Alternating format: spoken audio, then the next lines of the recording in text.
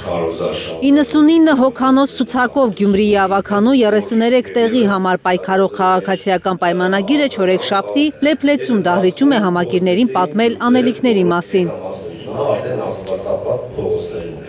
Ասֆալտ, փողոցների լուսավորություն և թափառող շների խնդիրներն է խոստանում լուծել իշխող կուսակցությունը։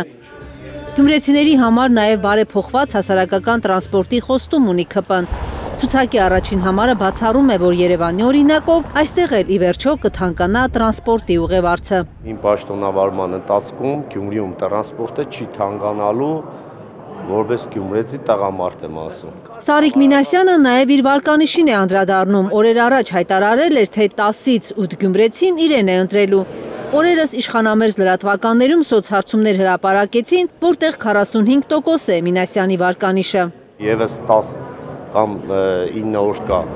ինձ հետ շրջեք Գյումրու փողոցներում, ինքներդ կհամոզվեք, թե ինչպիսի ջերմությամբ, ինչպիսի անկեղծությամբ են ինձ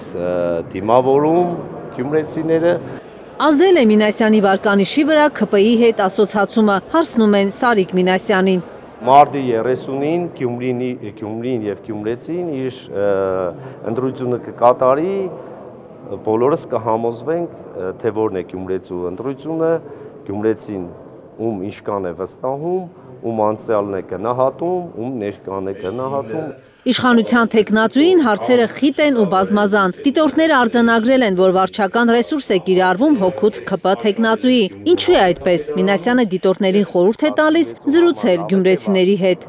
Խնդրում եմ գյումրեցիներին թող դիտորդական կազմակերպությունները գնան